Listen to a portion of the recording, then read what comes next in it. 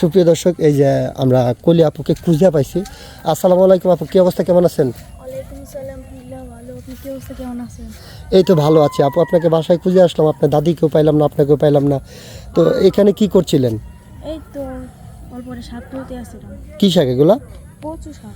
দেখি হাতে নেন। এই যে এই কচু শাক দিয়ে কী করবেন? গড়তে রান্নার মতন তেমন কিছু নয়, তার জন্য শাক তুললাম রান্না করবার লাগে। ঘরে রান্না করার মতো কিছু নাই? তো মানে এখন কচু শাক তুলতেছেন রান্না করার জন্য? জি। তো আপনার দাদি কোথায় চলে গেছে? আমার দাদি একটু বাসায় কাজ করবার গেছে। ও, আপনার দাদি বাসায় কাজে চলে গেছে, তো এখন ঘরে কিছু নাই, সেটার জন্য কচু শাক তুলতেছেন, রান্না করে খাবেন। আচ্ছা ঠিক আছে আপু, আপনাদের লাইফটা অনেক কষ্টের আমি বুঝতে পেরেছি, যেহেতু ফ্যামিলিতে বড় কোনো ভাই নেই, বাবা নেই, দাদিকে নিয়ে কষ্ট করে কোনো রকম বেঁচে আছেন, তো এখন কচু শাক তুলে কোনো রকম জীবনটা পার করবেন খেয়ে দিয়ে। আচ্ছা যাই হোক আপু, আমি বুঝতে পেরেছি মানুষের লাইফে সবসময় কষ্ট থাকে না, এখন কষ্ট করছেন, হয়তো ভবিষ্যতে আপনার জীবনটা উজ্জ্বল এবং সুন্দর হবে। তো এখন কথা হচ্ছে, আপনি তো আমাদের এখানে এসেছিলেন, ভিডিও করার জন্য গিয়েছিলেন, তো যাই হোক আপনার ওইরকমভাবে কেউ এখনও দায়িত্ব নেয়নি, তো আপনি যেমন কেমন ধরনের ছেলে পছন্দ বলেন? সে যেরকম একটা হলে আমার কোনো সমস্যা নাই, সে যেমন একটু ভালোবাসা দিতে লাগে। সে যেমনই হোক কোনো সমস্যা নেই, শুধু একটু ভালোবাসা দিলে হবে। বয়সটা যদি একটু বেশি হয়? মানুষের বয়সটা সবসময় এক থাকে না, না।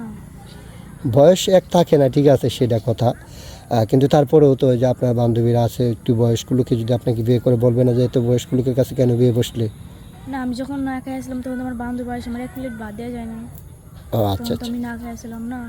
আচ্ছা আচ্ছা ঠিক আছে আপু, আপনি সুন্দর কথা বলেছেন। তো এখন কথা হচ্ছে গিয়ে আপনার এই ভিডিও পাবলিক করার পর তো দেশ থেকে প্রবাস থেকে অনেক ভাই আপনাকে বিয়ে করার জন্য যোগাযোগ করবে। অনেকে 40, 45, 50 বছর হয়, যদি 50 বছর বিয়ে করতে চায়। না, আমি বিয়ে বসবো না।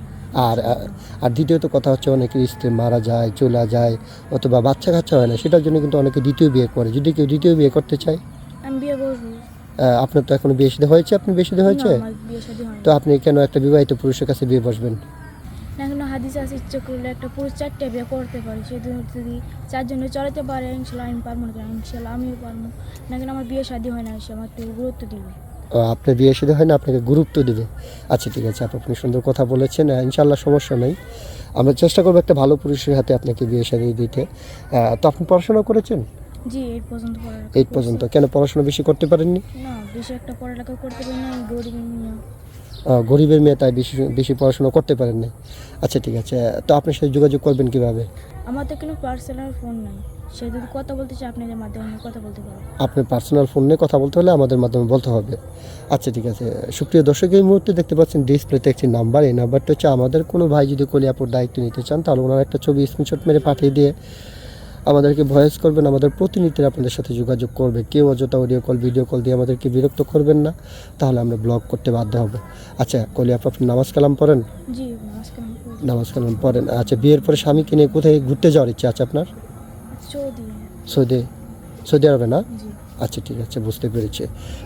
আপনার সিঙ্গেল ফ্যামিলি পছন্দ না জয়েন্ট ফ্যামিলি পছন্দ? আমার জয়েন্ট ফ্যামিলি পছন্দ।